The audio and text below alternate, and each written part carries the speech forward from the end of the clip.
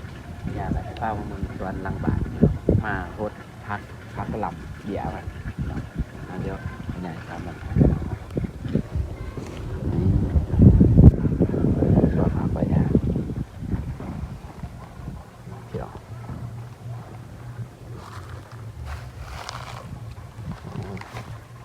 หลบ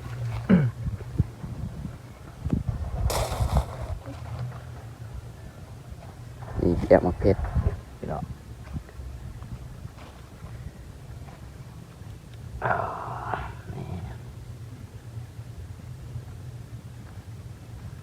สวนลังบาทพี่น้องเขาตากผ้า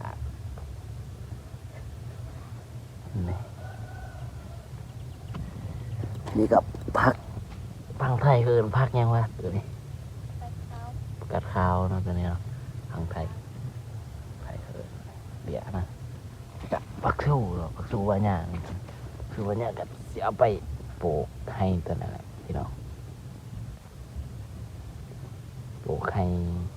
โตวันนี้อัดลงคลิปลงนี่เนาะเดี๋ยวพักสู้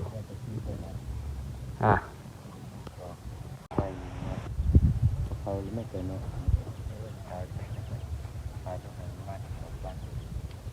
ไก่เขาพี่น้องเขียนนานพักปุ๊บ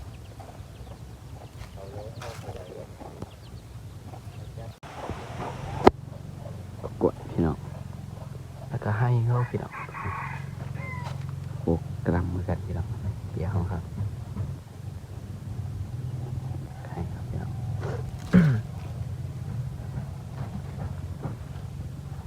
เป็นยังไงเลยพี่น้องอย่าซีฮด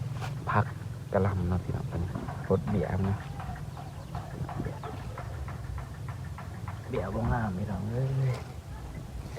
รังเฮือนไว้ยังนะ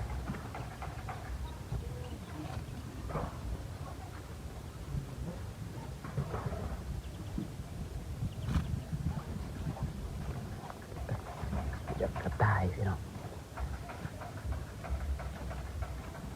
อยู่กระต่ายพี่น้องพี่น้องกระต่าย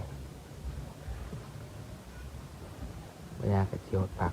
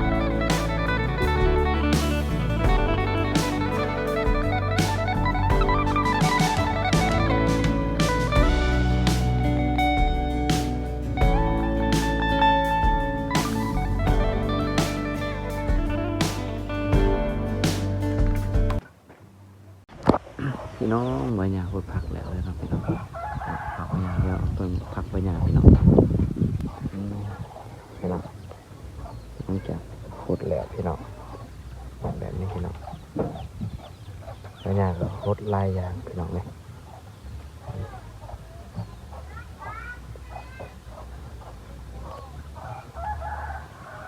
แอนไปเนี่ยครับพี่น้องเลยพอมาเนี่ยปลูกผักกาดขาวพี่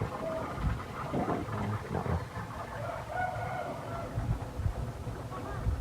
สำหรับวิดีโอนี้ก็ที่จบเพียงเท่านี้เลยพี่น้องฝากกดไลค์กดแชร์กดติดตามเป็นกำลังใจสัญญาณเลยเด้อสวัสดีพี่น้องพบกันคลิปหน้าเลยพี่น้องเลย